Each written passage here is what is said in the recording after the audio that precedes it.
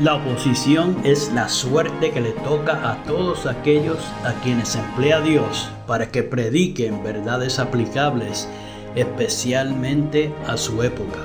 Había una verdad presente o de actualidad en los días de Lutero, una verdad que en aquel tiempo revestía especial importancia. Y así hay ahora una verdad de actualidad para la iglesia en nuestros días. Porque el Señor es el Espíritu. A continuación, el programa Restaurando la Verdad Presente. Muy buenos días, mis queridos hermanos, y bienvenidos a su programa radial Restaurando la Verdad Presente. Les habla para ustedes en esta hermosa mañana Jeffrey Mercado, y hoy tenemos otro tema muy importante preparado para ustedes. La programación de hoy lleva por título La sanación del ciego de Betsaida.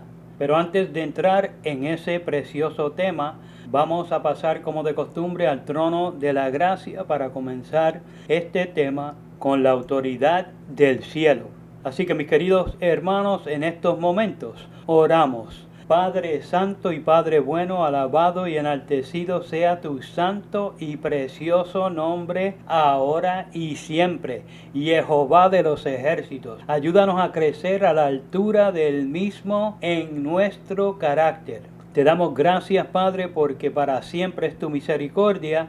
Gracias por tu sustento y bendición. Y te damos gracias, Padre, por la temática de hoy. Te pedimos que cale profundo en los corazones de los hermanos que vean esta grabación. Y te queremos pedir, Padre Santo, en esta mañana, especialmente por los que están estudiando tu santa palabra, o sea, los que están aceptando la verdad no trinitaria y los que te están buscando de todo corazón. Que los puedas dirigir a toda verdad y los libres de las trampas del enemigo que están siendo expuestas en estos días. También te pedimos, Padre, por las peticiones que tienen los hermanos expuestas delante de ti, y te pedimos por las peticiones de algunos hermanos que están siendo afectados por enfermedades que sin ti los llevarían a la sepultura. Padre, dales fortaleza para que puedan ser santificados por la verdad puesta en práctica en sus vidas, y para que su testimonio acerca de su recuperación pueda atraer a muchos a tus pies. En el nombre de Jesús te pedimos todas estas cosas. Amén. Gracias, Padre. Bien, mis queridos hermanos, reciban todos un caluroso saludo en esta hermosa mañana, y ahora sí podemos entrar en tema. Los versículos de introducción los podemos encontrar en Marcos capítulo 8, los versículos 22 al 26, donde allí nos dice la santa palabra de Dios. Y vino luego a Betsaida, y le trajeron un ciego, y le rogaron que le tocase. Versículo 23. Entonces, tomando la mano del ciego, le sacó fuera de la ciudad, y escupiendo en sus ojos, le puso las manos encima, y le preguntó si veía algo. Versículo 24. Él, mirando, dijo: veo los hombres como árboles, pero los veo que andan. Versículo 25.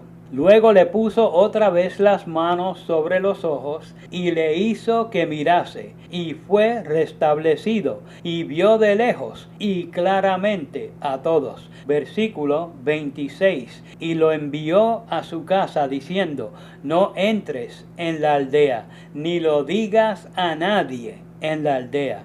Mis queridos hermanos, en esta hermosa mañana, los que tengan oídos para oír, oigan lo que el Espíritu de Cristo dice a las iglesias que siguen al Cordero por donde quiera que va, y no son meros seguidores de hombres. En el programa de hoy vamos a estar analizando la sanación del ciego de Betsaida y lo que Cristo quiso comunicar con lo que hizo en esta sanación en particular. Lo primero que notamos es que este relato solo lo podemos encontrar en el Evangelio de Marcos. No se menciona en los otros evangelios. Otro detalle interesante es que en esta sanación hay varios aspectos peculiares. Una sanación que comparte algunos de estos aspectos es la que queda registrada también en el Evangelio de Marcos, pero en el capítulo anterior, donde Cristo sana a un sordo tartamudo. En ambos casos, Cristo separa a los afectados del gentío y trabaja su milagro en una relativa privacidad, mostrando su especial cuidado con el enfermo. En ambos sucesos, Jesús pone sus manos sobre el afligido y usa saliva para realizar la sanación. Otro punto en común entre estas dos sanaciones es que Cristo les ordenó que no lo divulgaran a nadie. Pero en la sanación del ciego de Betsaida hubo otra peculiaridad que hace que este caso sobresalga sobre los demás, y es que en esta sanación la misma se llevó a cabo por etapas, no fue instantánea. Y este hecho nos deja saber que había algo especial que el maestro de Galilea quería transmitir a su pueblo, pues no fue como en otras ocasiones cuando al mencionar la palabra el enfermo era curado o el muerto resucitado al instante. Ahora, otro aspecto que notamos en esta sanación es que el ciego fue conducido a Jesús por hombres que tenían la certeza de que Cristo lo podía sanar si tan solo llegara a poner sus manos sobre él, o sea, si lo tocaba. Como vemos en Marcos capítulo 8 versículo 22, donde dice: vino luego a Betsaida y le trajeron un ciego y le rogaron que le tocase. Aparentemente la fe de sus amigos era mayor que la del mismo ciego, por lo que Cristo mismo relevó a la escolta y dirigió personalmente al ciego a un lugar fuera de la aldea. De esta manera empezó a trabajar la fe del no vidente y demostró nuestro deber con lo mencionado en Job capítulo 29 versículo 15, donde dice: yo era ojos al ciego y pies al cojo. El ciego nunca había tenido un dirigente como este. Ahora Cristo era su dirigente y lo primero que hizo fue sacarlo de aquella ciudad.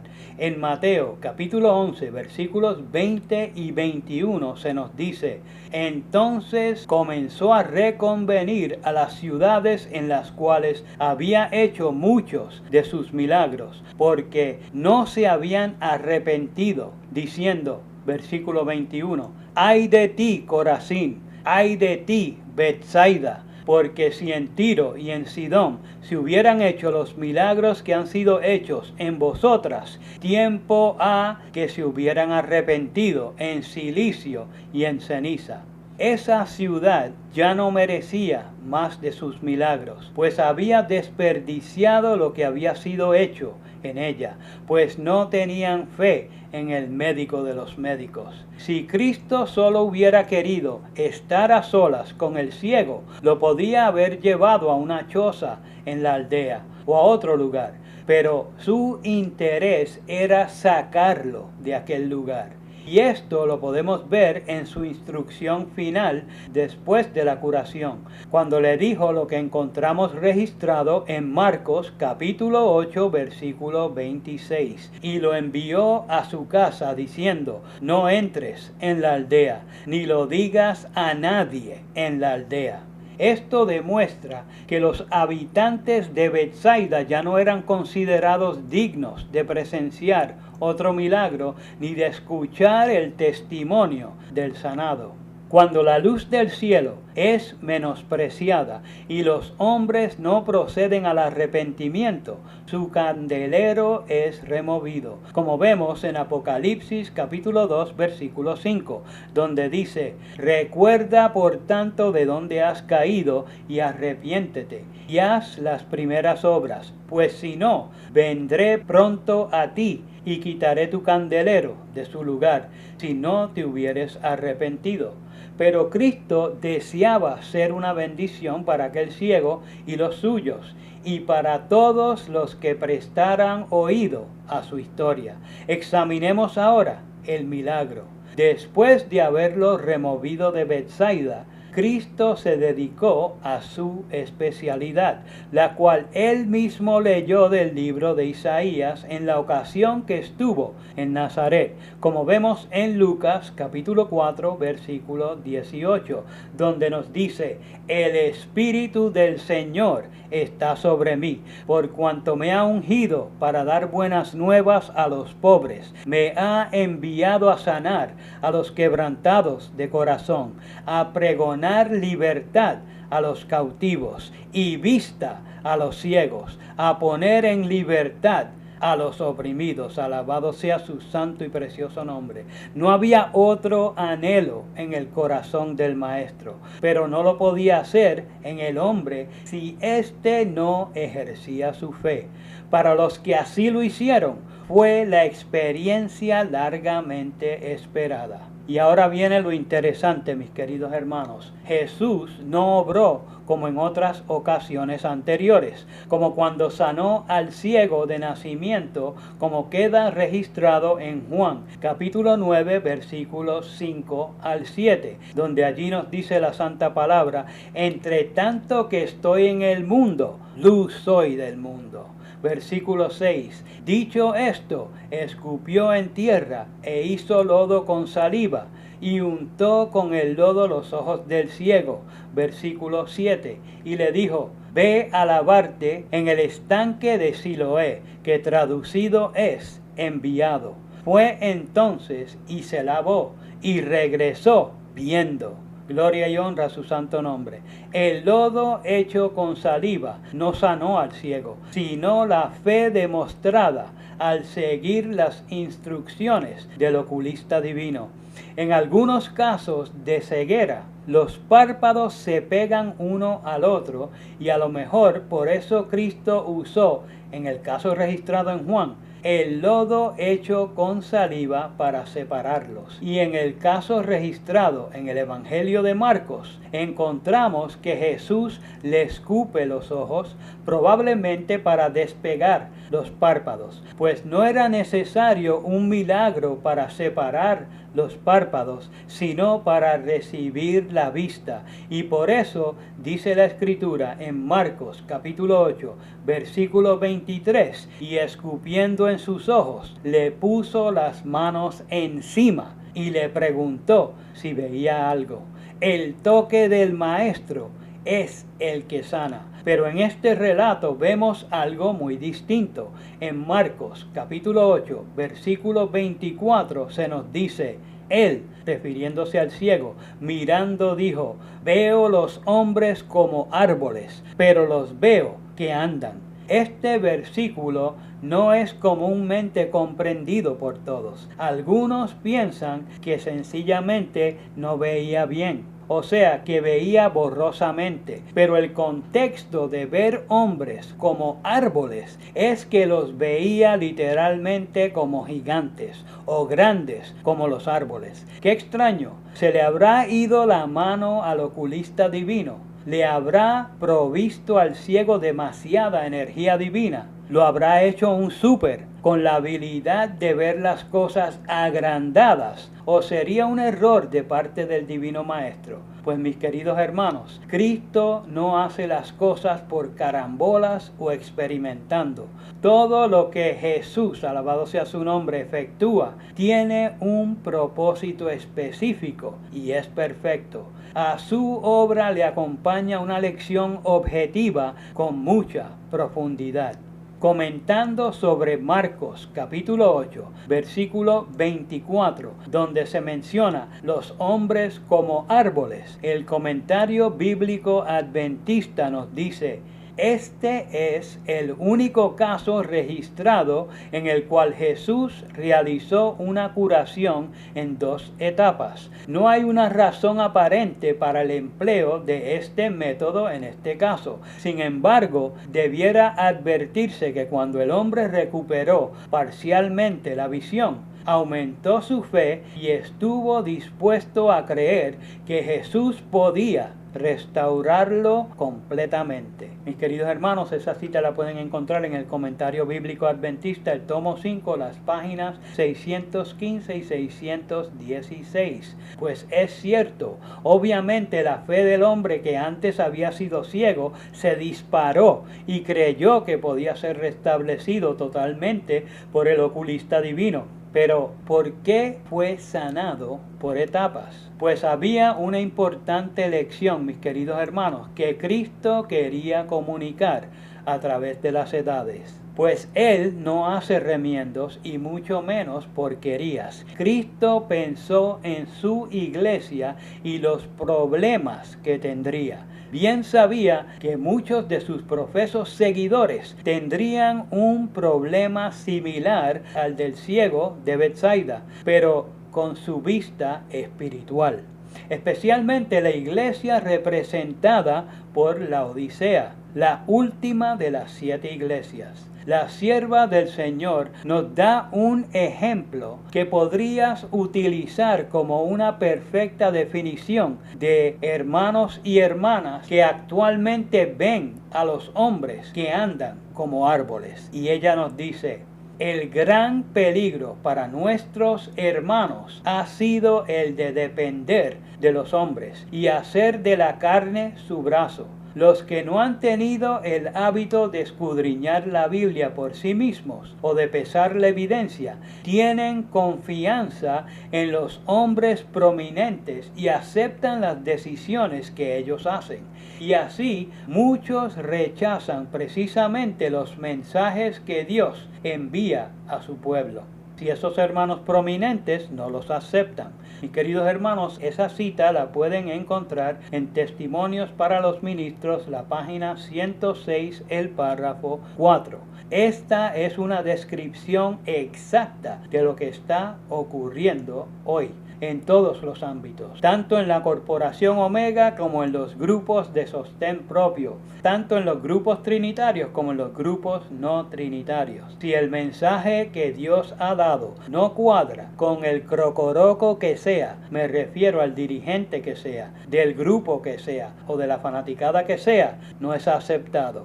Por lo tanto, ese mensaje no es visto con buenos ojos, es despreciado. Cuando el jefe lo descarta, sus seguidores también lo tiran a la basura, y de esa manera el enemigo logra su objetivo, que Jehová los reprenda, pues son sus trampas las que aceptan los dirigentes, las que ellos mismos promueven, mientras niegan la verdad de Dios. La sierva del Señor nos sigue advirtiendo cuando dice: el discernimiento moral de estos hombres está enfermo. No sienten su necesidad del ungimiento celestial necesario para que puedan discernir las cosas espirituales. Se consideran demasiado sabios para errar. Los hombres que no poseen una experiencia diaria en las cosas de Dios no actuarán con sabiduría al tratar con las responsabilidades sagradas. Tomarán equivocadamente el error por luz y declararán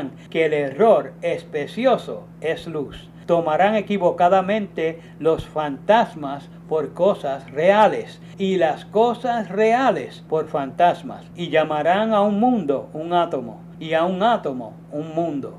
Caerán en engaños y errores que Satanás, que Jehová los reprenda, ha preparado como redes ocultas para enredar los pies de los que piensan que pueden andar guiados por su sabiduría humana sin la gracia esencial de Cristo. Jesús no quiere que el hombre vea a los hombres como árboles que andan, sino que desea que vea todas las cosas claramente. Hay un solo remedio para el alma pecadora, y a menos que ésta lo reciba, los hombres aceptarán un error tras otro hasta que sus sentidos queden pervertidos. Mis queridos hermanos, esa poderosa cita la pueden encontrar en el manuscrito 16 del 1890, en el párrafo 46. Solo el toque del Maestro nos puede brindar una visión espiritual clara y cristalina.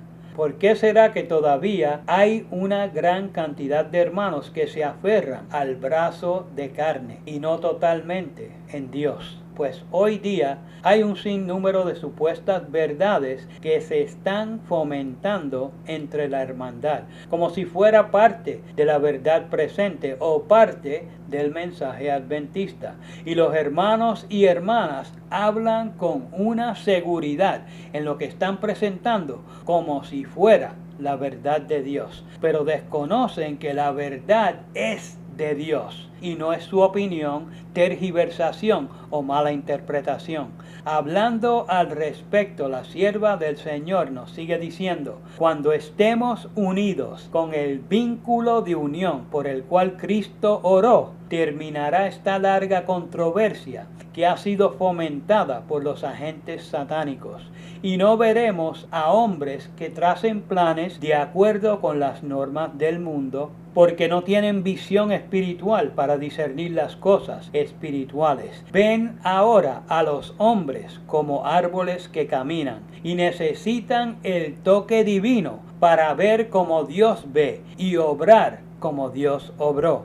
Entonces los atalayas de Sión tocarán al unísono la trompeta con notas más claras y potentes, porque verán venir la espada y se darán cuenta del peligro en el cual se halla el pueblo de Dios. Mis queridos hermanos, esa cita la pueden encontrar en Testimonios para los Ministros, la página 468, el párrafo 1. Estamos en los umbrales mismos de los eventos proféticos más terribles para el pueblo de Dios. Y el enemigo, que Jehová lo reprenda, ha desplegado su arsenal mortífero de sus trampas engañosas. ¿Será tiempo entonces de aferrarse a los hombres? ¿O acaso no es tiempo de aferrarnos a nuestro Dios? La sanación del ciego de Betsaida tenía una lección objetiva para el pueblo de Dios, siendo que él conoce el fin desde el principio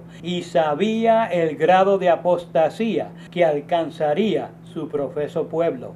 Nunca ha sido tiempo de ver a los hombres como árboles que caminan, pero en este momento que nos ha tocado vivir, mucho menos. La sierva del Señor nos advierte cuando nos dice: han ocurrido apostasías y el Señor ha permitido que asuntos de esa naturaleza se desarrollasen en el pasado, a fin de mostrar con cuánta facilidad sus hijos serán descarriados cuando dependan de las palabras de los hombres, en vez de investigar por sí mismos las Escrituras, como hicieron los nobles berianos, para ver si esas cosas eran así. Y el Señor ha permitido que acontezcan cosas de esta índole para que se den advertencias de que tales cosas ocurrirán. Mis queridos hermanos, esa cita la pueden encontrar en Mensajes Selectos, el tomo 2, la página 454, el párrafo 4. Nuestra historia denominacional nos debería recordar siempre que debemos andar de la mano de Jehová, para entonces realmente poder permanecer seguros en Cristo. Pero Elena G. de White nos sigue advirtiendo cuando nos dice: la rebelión y la apostasía están en el aire mismo que respiramos. Seremos afectados por ellas a menos que vinculemos mediante la fe nuestras almas desvalidas con Cristo. Si los hombres son descarriados ahora con tanta facilidad, ¿cómo resistirán cuando Satanás personifique a Cristo y realice milagros? quienes permanecerán inconmovibles por el engaño que presentará entonces, cuando profese ser Cristo y sea solamente Satanás que personifica a Cristo y que aparentemente realiza las obras de Cristo. ¿Qué impedirá que el pueblo de Dios preste atención a los falsos Cristos? No vayáis. Lucas capítulo 17 versículo 23. Y mis queridos hermanos, la cita es de Mensajes Selectos, tomo 2, página 455, el párrafo 1. Cuando la apostasía ha alcanzado la cúspide, aún entre el profeso pueblo de Dios, es tiempo como nunca antes de andar con el Espíritu del Señor morando en nuestro interior. Más adelante, Elena nos sigue diciendo, escribo esto porque me han sido presentados muchos miembros que en la iglesia son como si vieran a los hombres, como árboles que caminan. Deben tener un conocimiento experimental, diferente y profundo antes de poder discernir las trampas tendidas para atraparlos en la red del engañador, que Jehová los reprenda. No debe realizarse una obra parcial. El Señor llama a hombres y mujeres fuertes, decididos e íntegros, para que se pongan en la brecha y reparen la muralla. Se cita a Isaías capítulo 58 versículos 12 al 14 y la cita la pueden encontrar en Mensajes Selectos, tomo 2, la página 455, el párrafo 4. Cuidado, mis queridos hermanos, con los que tienen agendas particulares. Hoy existen muchos profesos adventistas cuya doctrina aleja de la fe de los pioneros y del mensaje final para nuestro tiempo. El último llamado al arrepentimiento, el último llamado de misericordia a un mundo que perece. Pero esto no es lo que desea nuestro Divino Maestro. Y hablando a través de su sierva, nos sigue diciendo, necesitaréis trazar sendas derechas para vuestros pies, para que el cojo no se salga del camino. Estamos rodeados por los que cojean y claudican con respecto a la fe, y habéis de ayudarles, no claudicando vosotros mismos, sino manteniéndoos fieles como hombres que han sido probados, firmes en los principios como una roca. Pausa. En esta hora de extrema emergencia nos corresponde ser como nuestro Divino Maestro. Conduzcamos a los hermanos por el centro del camino de la verdad, para que no se vayan a extraviar por los extremos. Continúa la cita diciendo, sé que debe hacerse una obra en favor de la gente. De otra manera, muchos no estarán preparados para recibir la luz del ángel enviado del cielo para iluminar toda la tierra con su gloria. No penséis que seréis considerados vasos de honra en ocasión de la lluvia tardía para recibir la gloria de Dios, si estáis elevando vuestras almas a la vanidad, hablando cosas perversas y albergando en secreto raíces de amargura. El ceño de Dios estará siempre sobre toda alma que albergue y alimente esas raíces de disensión y posee un espíritu tan diferente del de Cristo. Mis queridos hermanos, esa cita la pueden encontrar en Testimonio para los Ministros, la página 468, el párrafo 2. Para comunicar la verdad necesitamos la dirección del Espíritu de Cristo y debemos recordar que eso Él lo hará en su verdad. Cristo quiere restaurar en esta mañana, mis queridos hermanos, tu visión, para que ya no veas a los hombres como árboles que caminan, sino como lo que son. Mis queridos hermanos, hasta aquí el programa de hoy. Les habló para ustedes Jeffrey Mercado. Hasta el próximo programa. Que Jehová les bendiga. Para copia del programa de hoy, o si quieren apoyar el programa radial Restaurando la Verdad Presente, favor llamar al 787-238-8859. 787-238-8859. 8859. Y recuerden 1 Corintios 8:6. Nosotros empero no tenemos más de un Dios, el Padre, del cual son todas las cosas y nosotros en Él, y un Señor Jesucristo, por el cual son todas las cosas y nosotros por Él. Que el Padre de nuestro Señor Jesucristo les bendiga.